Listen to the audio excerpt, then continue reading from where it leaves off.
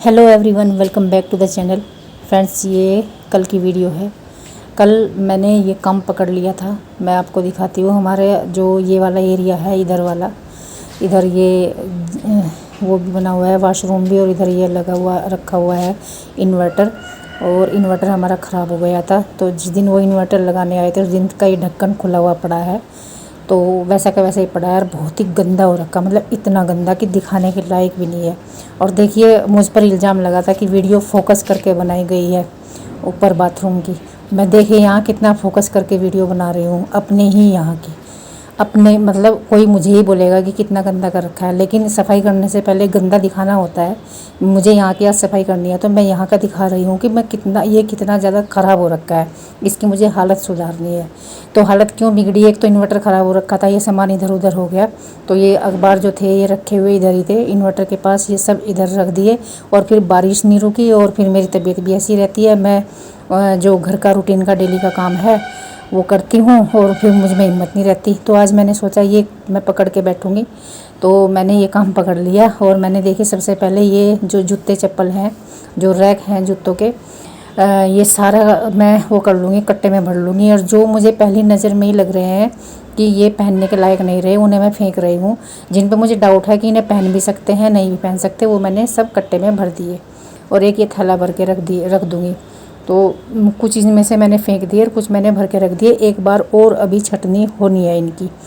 तो मुझे ये एरिया फ़िलहाल खाली करना है क्योंकि मुझे यहाँ पे सफाई करनी है। उधर से तेज़ पानी बह के आता है और उसके साथ मिट्टी, रेत, कचरा बहुत सारा बह के आता है और रैक के नीचे ना जम जाता है और वो फिर झाड़ू से भी नहीं निकलता। और इतना कंजस्टेड एरिया हो रखा है ये, यहाँ पे झाड़ू भी नहीं लगती, जगह ही नहीं है, खड़े होने की भी जगह नहीं है। एक तो हमारे बाहर वाला वॉशरूम है, गेस्ट लोग जो आते हैं वो इसी में जाते हैं, तो कितना गलत इंप्रेशन पड़ता है कि कितना गंदा इन्होंने यहाँ पे कर रखा है। तो मेरा ना दिमाग ख़राब हो रहा था इसे देख देख के काफ़ी दिन से कि इसे करूँगी, पर हिम्मत मेरी होती नहीं, क्योंकि मेरी हिम्मत जवाब दे जाती है। तो ये काम करने में मैंने 4 बार रेस्ट लिया। एक बार तो 1 घंटे का लिया था पूरा, और एक बार लिया, 2 बार लिए मैंने 15-15, 20-20 मिनट का। देखिए कितना ज़्यादा रेत मिट्टी बह के उधर से आता है, इधर से आता है बह के गली में से ना। इसका जो ढाल है वो इधर को ही है, तो होना ही चाहिए, खैर वो तो पानी निकलने के लिए, पर सारा यहाँ पे बह के यहाँ पे इकट्ठा हो जाता था। तो ये एरिया मैंने देखिए खाली कर दिया। उधर से झाड़ू भी लगा दी, उसकी वीडियो तो शूट नहीं हुई। अब देखो मैं आगे झाड़ू लगा के इसे यहीं का यहीं उठा लूँगी और फिर मुझे ये धोना है। तो यहाँ ये देखो बहुत सारी मिट्टी निकली, बहुत सारी रेत मिट्टी।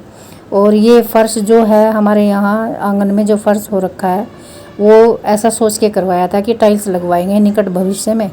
और यहाँ पर जहाँ पे ये नल का कनेक्शन है, यहाँ पर वॉश बेसिन लगवाएंगे, उसी की फिटिंग है यहाँ पे। पर दोनों ही काम नहीं हुए। एक बार जो काम रह गया तो रह गया, फिर खर्चे ही पूरे नहीं होते, ऐसे काम क्या क्या करेंगे। तो देखिए, जो मैंने जूते चप्पल फेंके थे ये मैंने डस्टबिन में भर के रख दिए फ़िलहाल, तो बाद में देखूँगी क्या करना है इनका।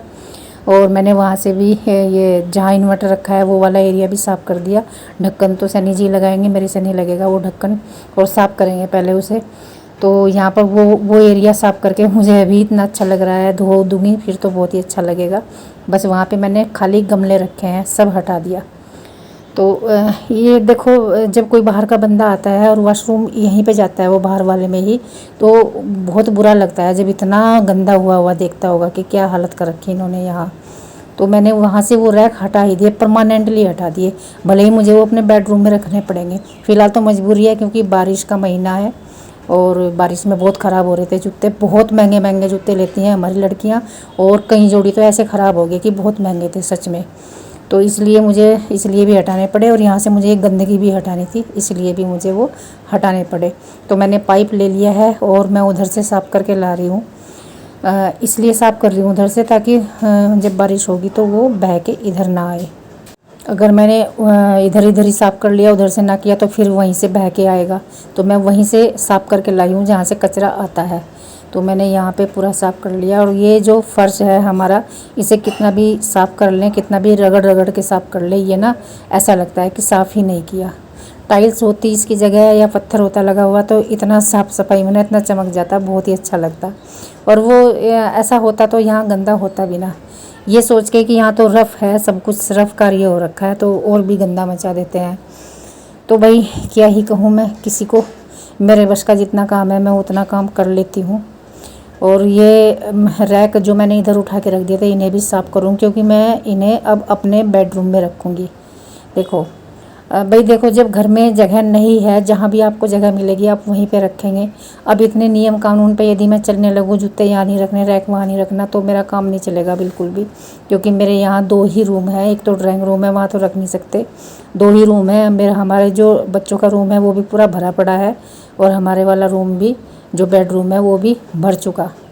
तो वहाँ पे जगह थी, वहीं पे रखूँगी अभी मैं इन्हें। बरसात फिर सर्दियों में देखूँगी कहाँ रखना है, क्योंकि भाई महंगे जूते हैं। मैं फिर से बोल रही हूँ, बहुत महंगे महंगे लेती हैं लड़कियाँ, और वो यहाँ बारिश में आधे से ज़्यादा ख़राब हो गए। दिमाग ख़राब हो गया मेरा देख के।